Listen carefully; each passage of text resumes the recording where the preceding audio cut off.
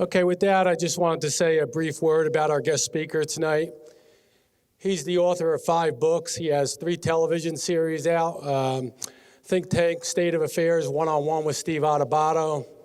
He has several Emmy Awards he's garnered through his TV work. He's a university professor, received his master's from the Eagleton Institute of Politics at Rutgers, has a PhD in mass communications also from Rutgers University.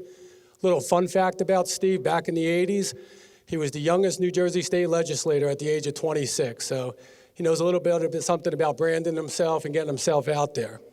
More importantly to all of us, he's our newest partner in elevating the brand here at Local 102. It's something Pat and I have been striving to do. We're here to bring his message here for you. We look forward to working with Steve and the Caucus Educational Corporation. Steve Adubato, everyone.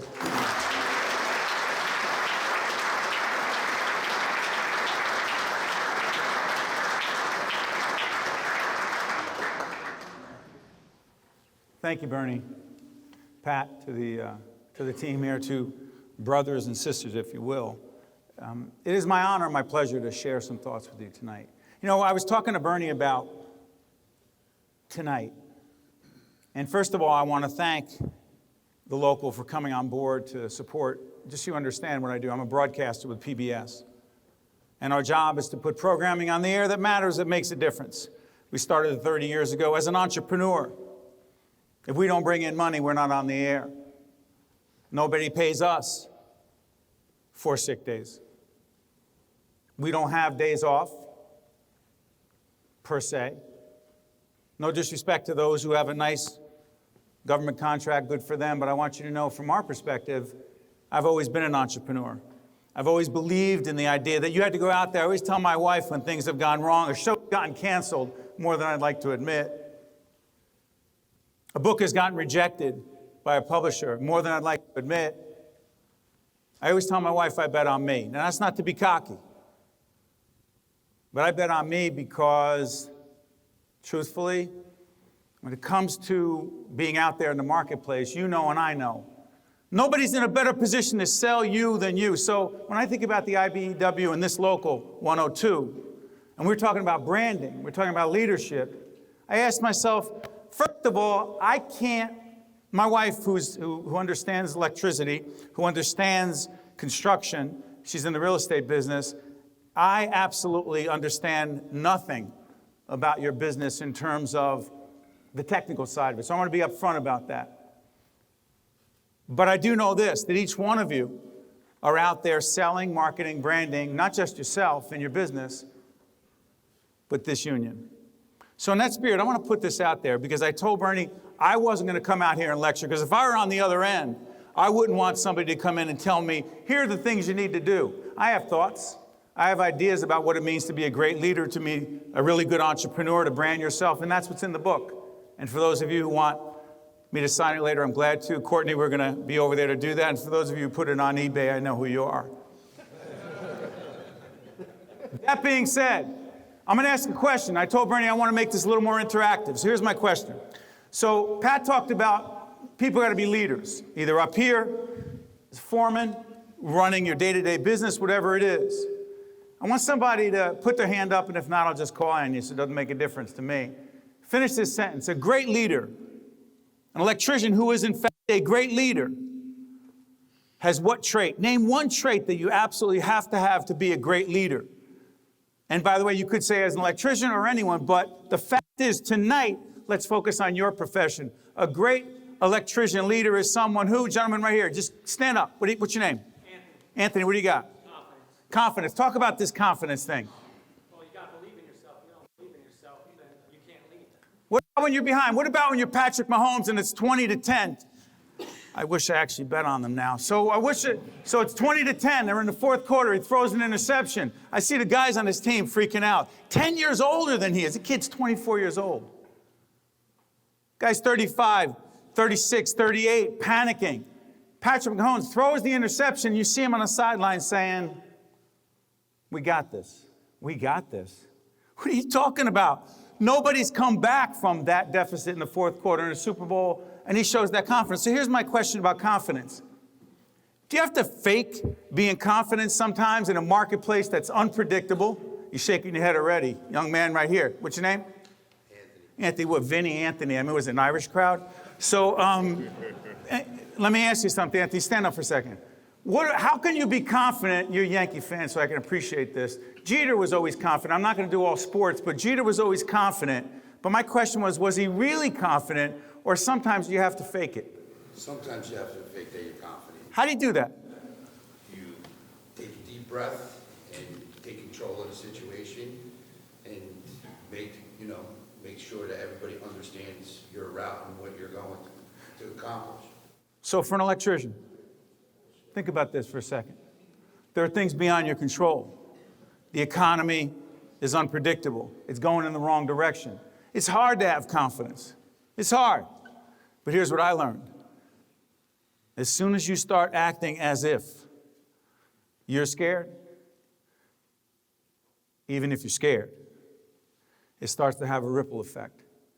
Not just on your attitude and your performance, but on the people around you. And then all of a sudden, shit starts happening around you that goes downhill, and all of a sudden now you've got a really bad situation. So my question is, what do you have to risk by faking confidence? And here's what's funny. If you fake your confidence, you act as if you've got this, I've seen things turn around, and all of a sudden your performance gets better because you faked the confidence, and now you're really confident. So the funny thing about confidence is it's easy to be confident when you're up 20-10. It's when you're down 20-10 and you have confidence. You act as if. Something else, a great leader who's an electrician is someone who finished that sentence. Give me another trait we haven't heard. Put your hand. I saw a bunch of hands up. Young lady right here. What's your name?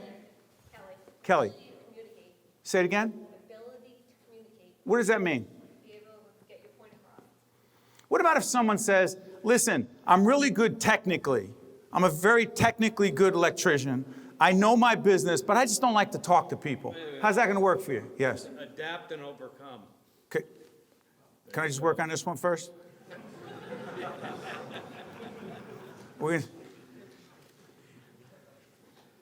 Kelly, here's my question. What about if someone says, I don't like to talk in front of people?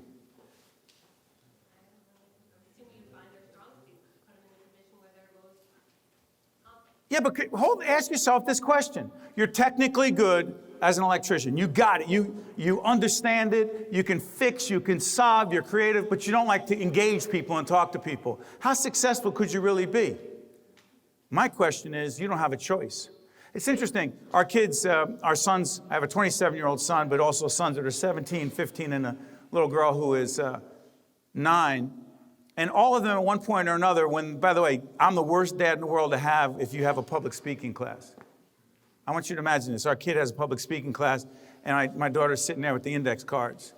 You know, like index cards, it's like low-tech PowerPoint. She's got the index cards, she's going through them. I said, Olivia, listen to me. If you just read those cards, nobody will see your eyes, and you can't talk to people. She goes, Dad, but I want to remember everything I have. And then finally she said to me, Dad, first, I'm not in one of your seminars. She's 9. She said, I'm not in your seminar. Second of all, she said, Dad, I'm not comfortable speaking without the index cards. How many people, by a show of hands, are, quote, uncomfortable getting up and speaking in front of other people? Put your hands up. Let's go. If you don't put your hand up, I'll just ask you to speak in front of other people. Who's uncomfortable speaking in front of people? Join the club, right? You're in, right? But these two guys are councilmen. What the hell's up with that? You're councilmen, you're uncomfortable speaking. But here's what's interesting about that. Here's what I said to our kids, and this is what I believe. Great leaders, you're uncomfortable? I have an expression I adapted over the years. Get comfortable being uncomfortable. What does it mean? I know that you're uncomfortable doing certain things. I know that it's uncomfortable. It's uncomfortable to have difficult conversations about billing. Someone hasn't paid you, you got to go after the money. That's uncomfortable.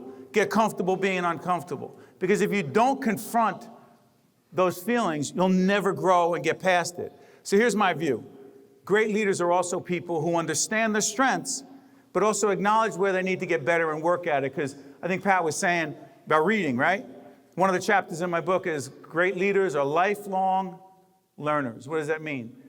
I had a guy one time, I was working with him, he was a bank.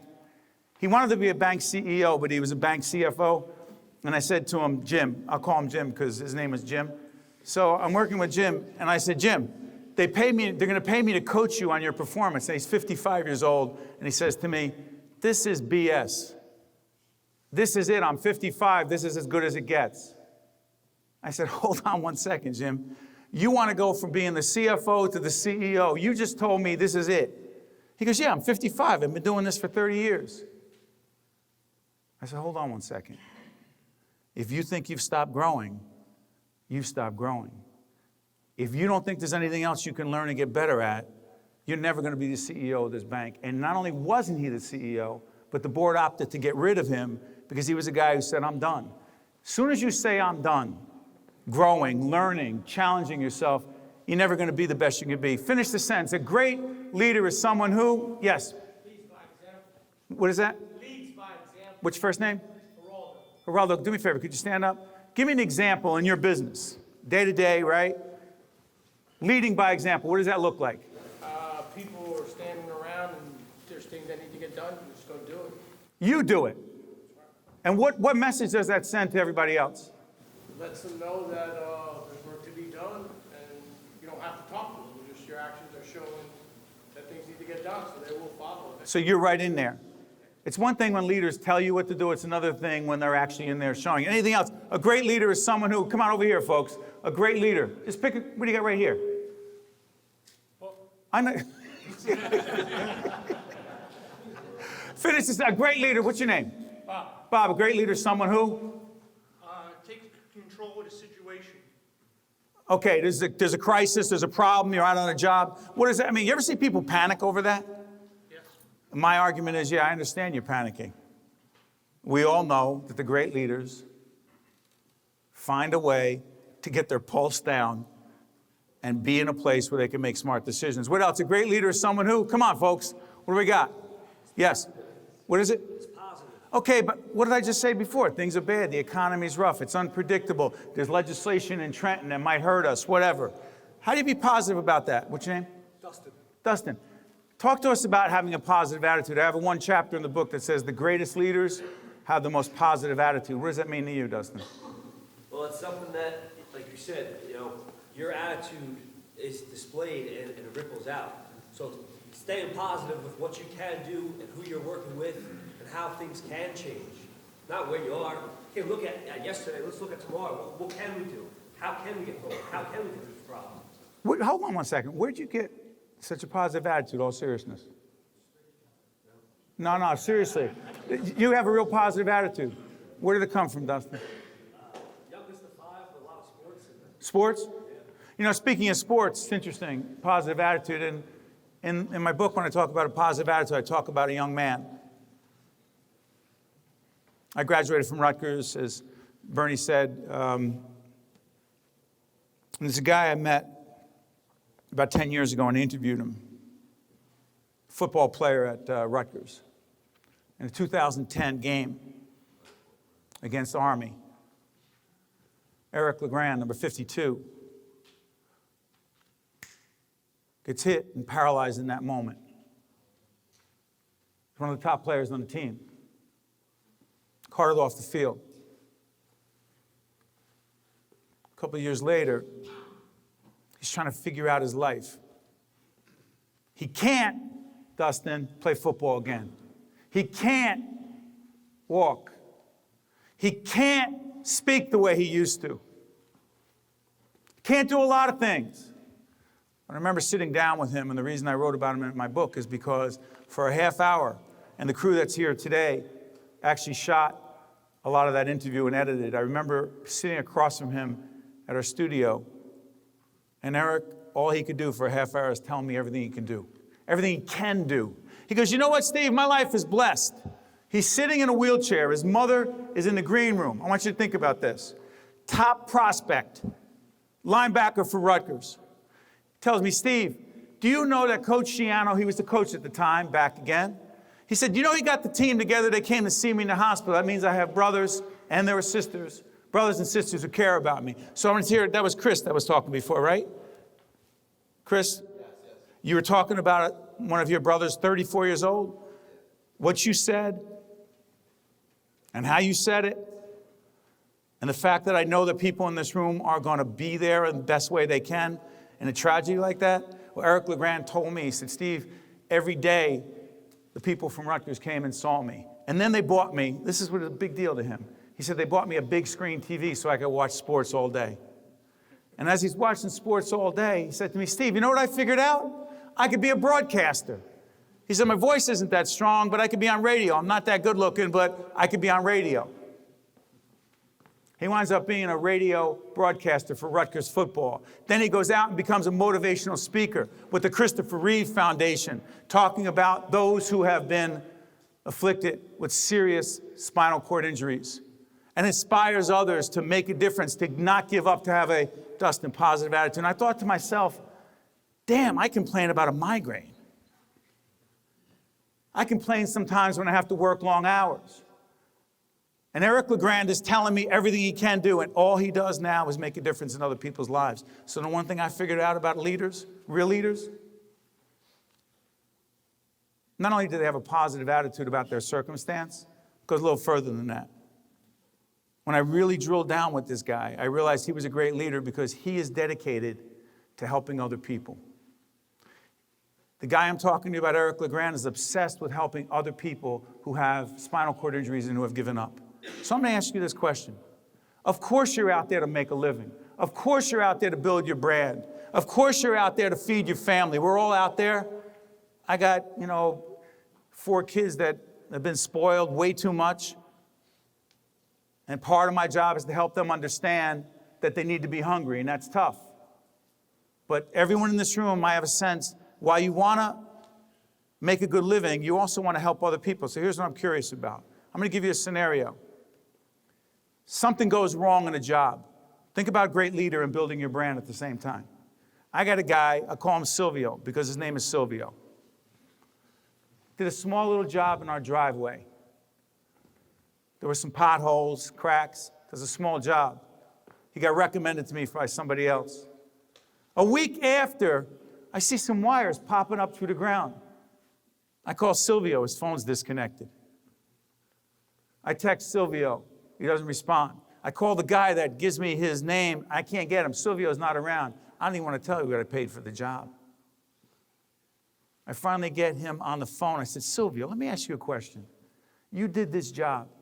I left a message for you and texted you and told you there was a problem. You didn't call me back. And he started telling me how busy he was. Why do I share that story with you?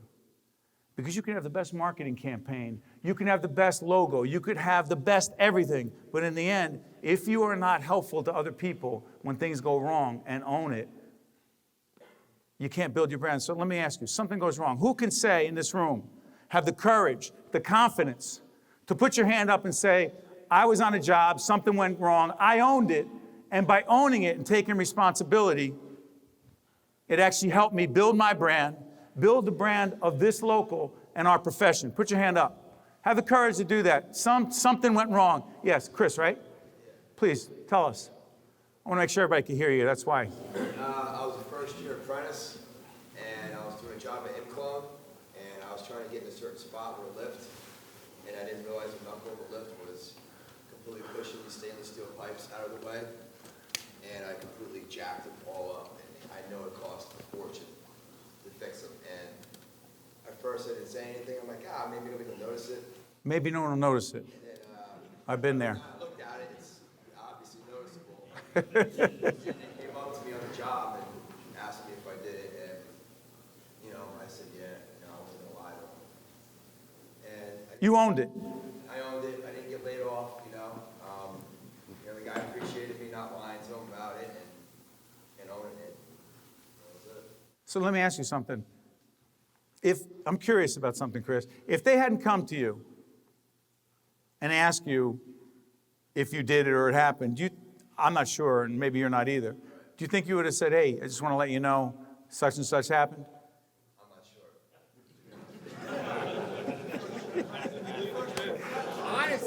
Let's hear for honesty. Put your hands together for honesty. I love that. That's tremendous. So last summer, you ready for this? I'm a big fan of owning stuff, which is not very popular in Washington because nobody owns anything there. You did that shit. I didn't do that. So you ready? So our son, who's 17, last summer, He's 16, turning 17. He works at a golf course that I play at. So his job, one of his jobs, he cleans the clubs.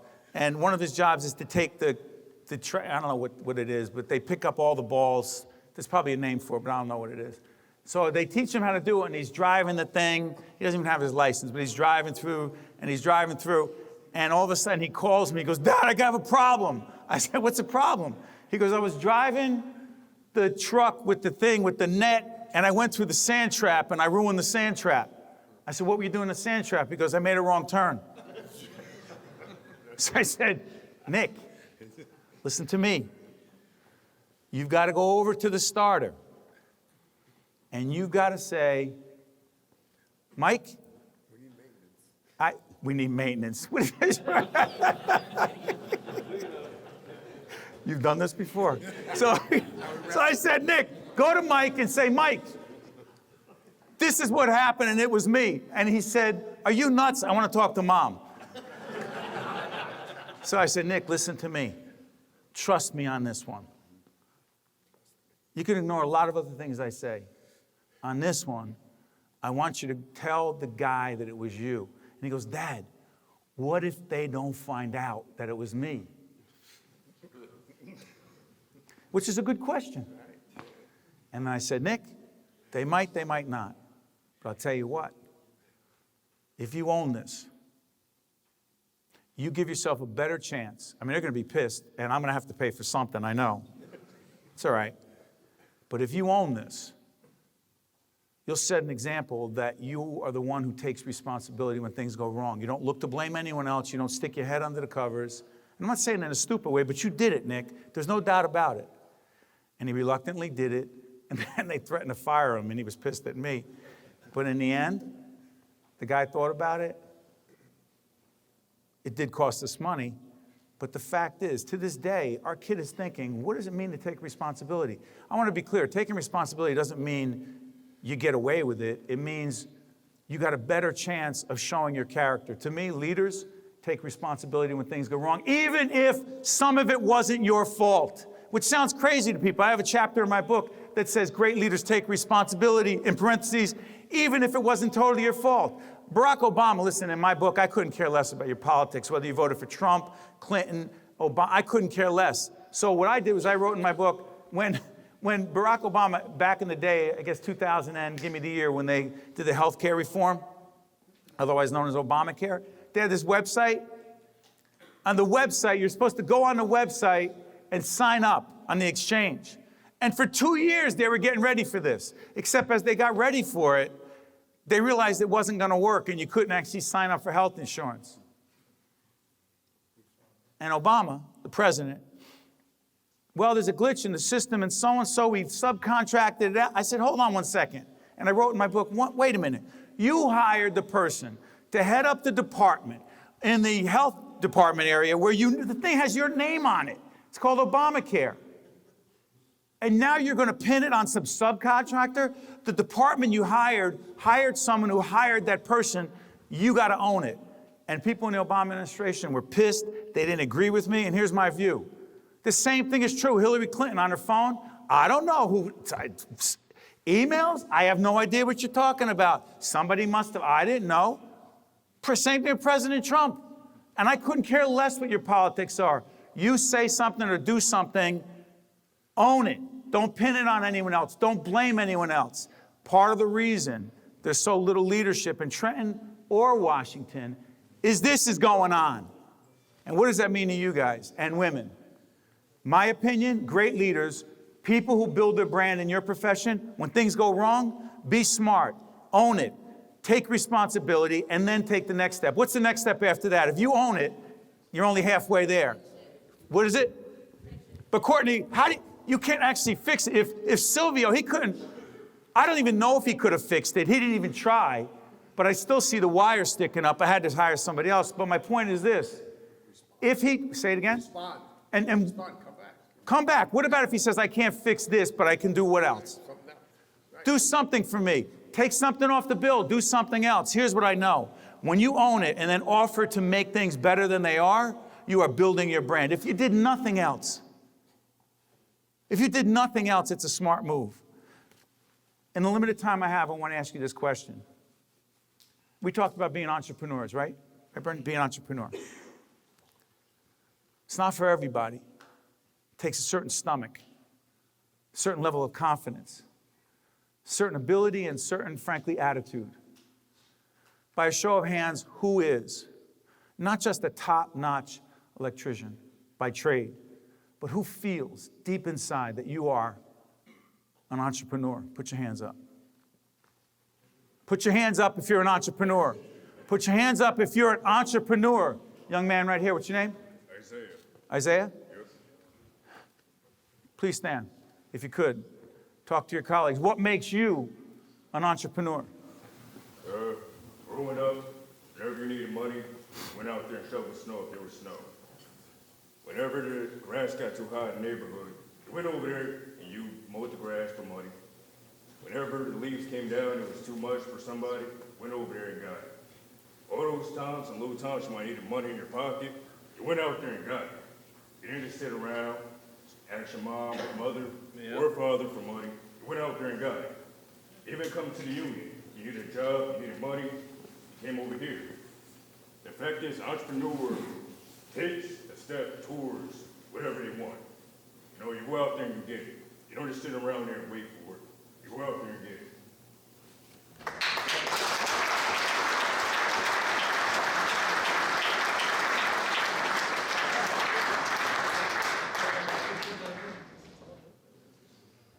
What you just said was powerful on a lot of levels, but I'll tell you what I'll take away from it. Great leaders, great entrepreneurs, they don't wait to be asked. I want everybody to think about that. You didn't wait to get an invitation to shovel snow.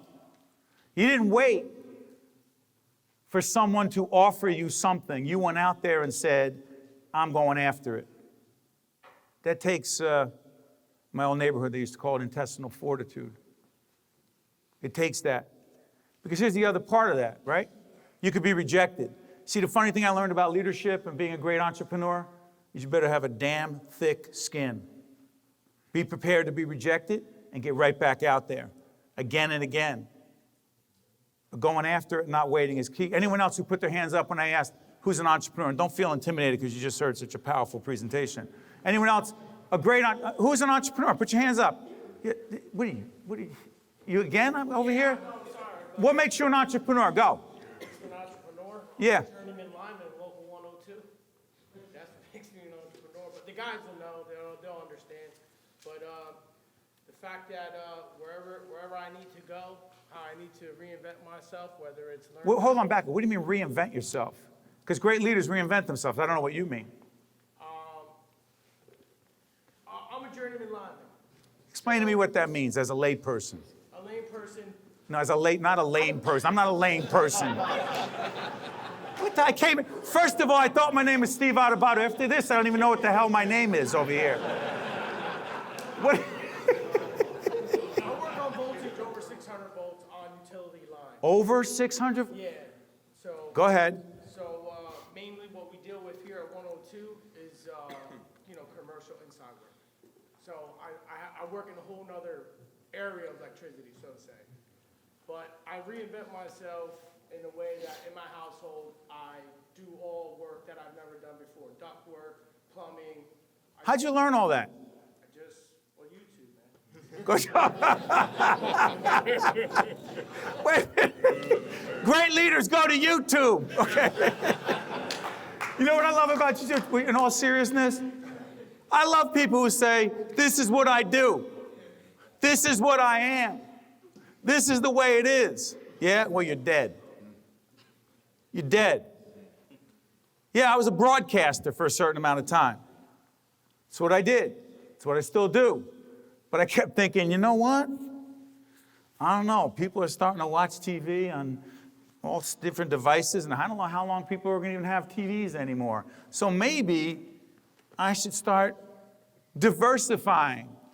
So when I got my PhD, I started doing seminars, executive coaching, and started writing books, getting rejected by a lot of publishers. Finally, Simon & Schuster signed me. Why am I saying that? Because the truth is, it was all connected. It wasn't like I was going to be a an electrician in next week because I didn't have the skill set. I didn't have the mindset. But it was connected. In my world, I'm a communicator. The reality is I took my skills as a broadcaster and I said I could adapt them to doing coaching, seminars, leadership, communication work. The truth is we're constantly reinventing ourselves. And it doesn't mean you're a chameleon and being fake or phony. It means you never stop growing. Is exactly what Pat said. Anyone else who said they're an entrepreneur? One more person who's a genuine entrepreneur at the core. Put your hand up. I saw some other hands. Come on. Again, I got. Yes. What do you got? What makes you an entrepreneur? Isaiah did say it perfectly. It's always having a hustle, always willing to learn, always to expand your career in any facet. You know, whatever. In our career, we have totally so many different facets of it. Instrumentation, you know, pipe work, whatever it is. You're always trying to learn, continuing to educate yourself, and it's just having perseverance to strive and make yourself. Stay with that. I'm sorry for interrupting. Stay with the perseverance thing. I talked about rejection before. I'm a big fan of dealing with rejection. I remember I got fired from ABC 7 Eyewitness News. I got my contract not renewed at NBC. I was with MSNBC.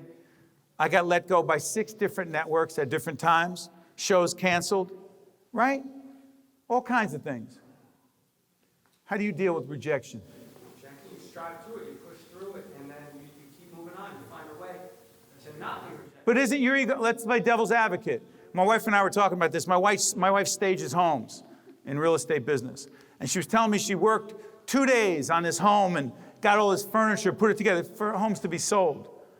And she was so upset. She was crying. I said, Jen, what is it? She goes, so-and-so didn't like it, and they didn't. And so she was crying. I said, why are you crying? She said, because this is personal to me. I said, what do you mean it's personal? It's your job. She goes, my job is who I am. I am who my job is. When someone tells me they don't like something I do, I take it personally. Here's my question. How the heck, when we're rejected, we lose a gig, someone doesn't like the work that you've done great craftsmanship, and someone complains about it. How do you, yeah, it's personal. And the Godfather, Sonny told Michael, right? Listen, you're taking this very personally, right? And then you know what happened to Sonny not managing his emotions when he got to well, never mind. There's a chapter in the book on the Godfather that's irrelevant. Here's my point. If you don't know how to or can't work through the rejection and get to a place that you say, yeah, this hurts, but I got to tough this out, you can't succeed. And dealing with rejection, athletes, people in the music industry, people in your industry, people in my industry, that toughness, believing in yourself, betting on yourself against the odds when you get rejected, that's what makes a great entrepreneur. That's what helps build the brand, not just of your business, but of 102. That toughness. And there's something about Jersey. You ever hear people say things about us? You go around the country. I work around the country. People say things. There's something about you people in Jersey, and usually it doesn't mean anything nice. We're different. Okay, hold on. I cut you off before. What's your first name? Don. Don, good to see you, buddy. What makes us different? Tell everybody, stand up for a second. What makes us different? Because that's a part of this conversation. What makes us different, Don?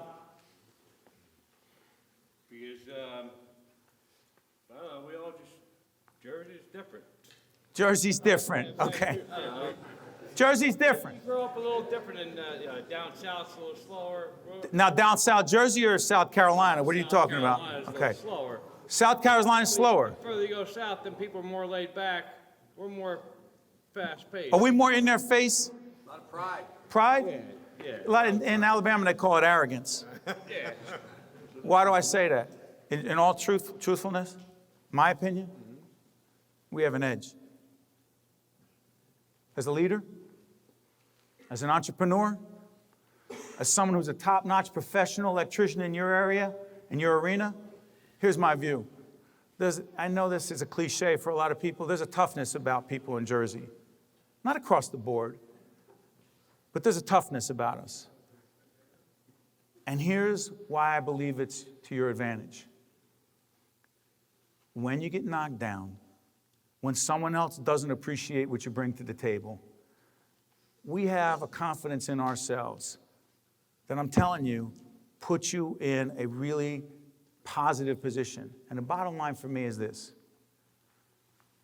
Economy, can't predict. Stock market, can't predict. Legislation in Washington and Trenton, can't predict. What politician's with you one day and screwing you the next, you can predict. By the way, you didn't mention this, Bernie. I was the youngest member elected. I was actually 25, turning 26, youngest member to lose his seat at 27. Thanks for not adding that, by the way. It's in the official bio. I was like, what are you doing? Wikipedia. It's like, guy's a loser at 27. Why do I say that in all seriousness? Because you kept going. Because at 27, I thought it was over. My father, who was a very powerful figure in my life, has been sick for a lot of years, but at the time, as some of the people know him up here, he was a player politically. He's tough as nails. And I remember losing. I was crying. I was 27 years old. Dad, it's over. He goes, look, I don't even want to say in public what he called me. Like I said, it's Jersey. There's people say mean things to their kids. He said to me, let me tell you something. You think your life is over. If you act like your life is over because you're 27 and you lost your seat in the legislature, then it's over. He said, well, I'm going to tell you something right now. Act as if you're a winner. I go, Dad, tonight? He goes, no, not tonight, tomorrow morning. Tonight you can cry like a baby. Tomorrow morning, wake up and start putting it together again. Whatever it is. I never ran for public office again. No disrespect to the people who serve on the municipal level, which you deserve great credit for, because I know you're not making big money doing that. But I'm going to say this. That's when I started to figure out that I wanted to have a life in broadcasting and then teaching and then writing and then seminars. My father was right. But if I had decided it was over at 27 because I lost, I got rejected, move forward. Great leaders push through, and I'm not saying I'm a great leader. I'm just saying I was too afraid to fail because in my family it wasn't an option. They were just too tough that way. They wouldn't accept it. You push through it, have confidence in spite of whatever else is going on around you. Work hard, care about other people, make a difference in other people's lives, give back to other people, and I believe in karma, I really do. Doesn't always come back right away, but put yourself in a position that you know you've done everything you could do to help other people. And when things go wrong, yes, own it. Put your hand up and say it was me, even if it wasn't totally you, and then try to make things better. You do those things, and of course you read my book, you'll be in a better position. And I just can't say enough how much I appreciate and respect everyone at this table, everyone out here, the men and women here, everyone in this great organization that day in and day out does the work to make a difference in people's lives that we take for granted. I wish you nothing but the best. I know you're going to work through some tough times. For those of you who want to have me sign the book, I'm glad to do it. We're over here doing it. For those who don't, put it on eBay. Don't worry, I'll know where you are exactly, as I said. But in all seriousness, it's been my pleasure, my honor, and I wish you nothing but the best moving forward. God bless you.